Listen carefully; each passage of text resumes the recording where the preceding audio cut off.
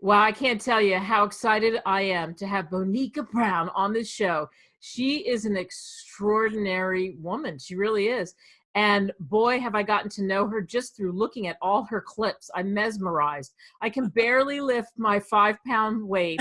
I feel like I need to go and travel with her so she can help me. She's an incredible power lifter, and she has excelled in so many different areas in this really unique and very cool sport that many of you know. She really needs no introduction.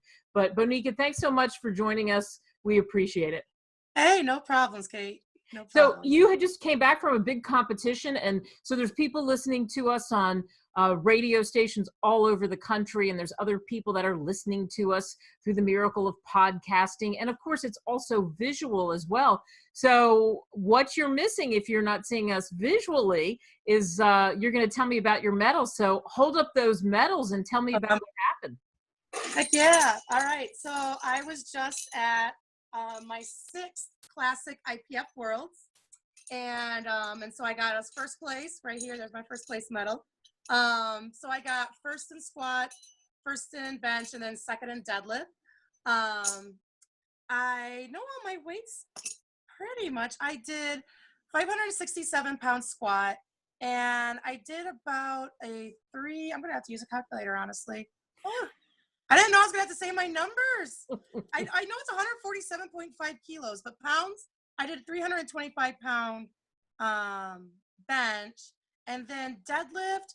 We did a crazy jump. We only did about a 520 deadlift or so on that. And then we tried to go for the world record on a third, but I barely missed it, but it's okay.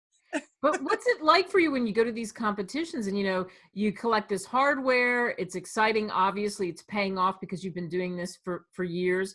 But take us through the steps. What it's like before the competition, before you're going to lift, you're going to do these various events. What's going through your mind? Um, I try not to think about it too much, honestly, but like day before I compete, I try to rest and stay away from the venue, just totally away from it, to relax, binge watch some shows on Netflix, eat, hydrate. But when it's the morning of the competition before weigh-ins, I wake up and I just have my bag ready and I just do my morning ritual. So I try to get something to eat. I put on my war paint, I put on my makeup and everything. And I like to listen to motivational videos. And that just, I think of it going to battle.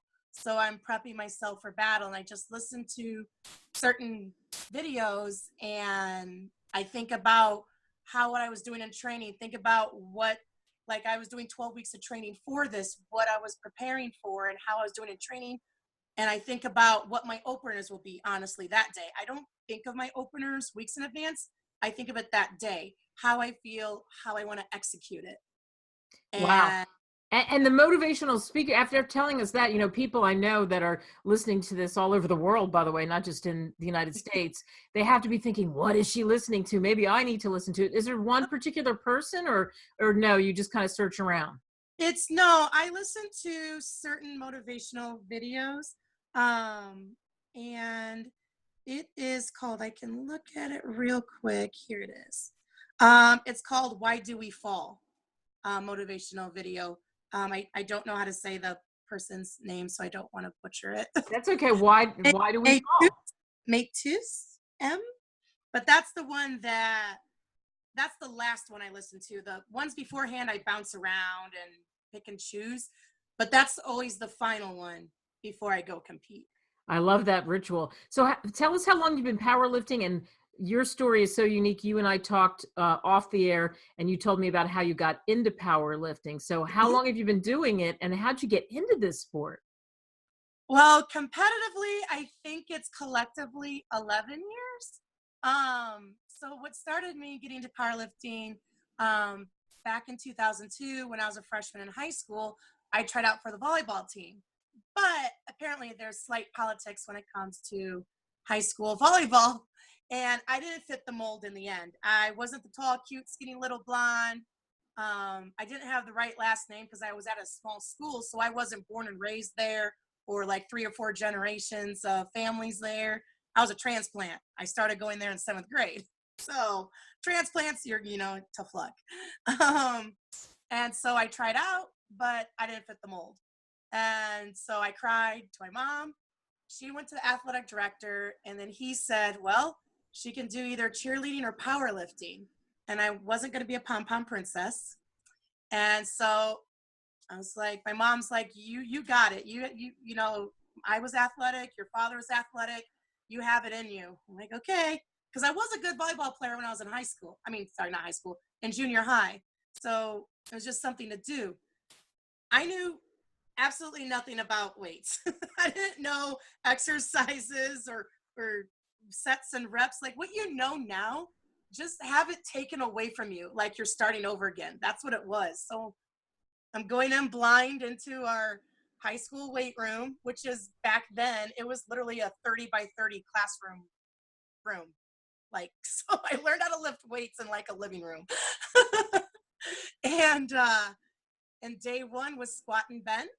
Day 2 was cleans and deadlifts, and then incline and something else, other exercises each day. And I just progressed and learning and absorbing, and I was told the sky was the limit. And I kept going. And I remember like months later, and my birthday's in August, I was squatting 315 months later as a little kid. But another school, their coach, so like I went to my first powerlifting meet literally 4 weeks later, because that's what you do. And a lot of lifters are nervous, but it's like, I did it. I learned how to lift, and 4 weeks later, 5 weeks even, I went to my first powerlifting meet. No expectations, you just go. And another school scouted me. They saw the diamond in the rough. They saw my potential, only 4 or 5 weeks in. And so my mom started driving me to that school on the weekends to learn more, and exposed me to USA Powerlifting. And then that was in April of 2003, and just kept going and going, doing more competitions and learning how to use equipment, programming a little bit, learning how to lift better, technique. And the rest is history, as they Yeah, say. I kept going. What's the best thing about being in this sport and being a woman in this sport and what you've seen?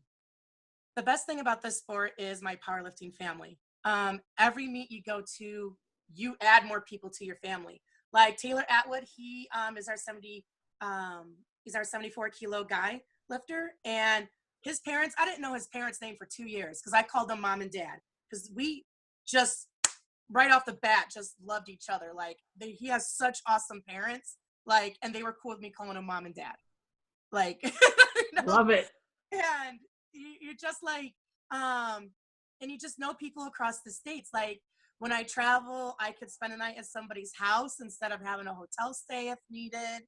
And you just build bonds and relationships and memories. Like years ago, I was stranded in Dallas. A friend's like, hey, I'll come pick you up and take you to the airport the next day. Or for an example, I learned that one of our Brazilian lifters was stuck in Russia.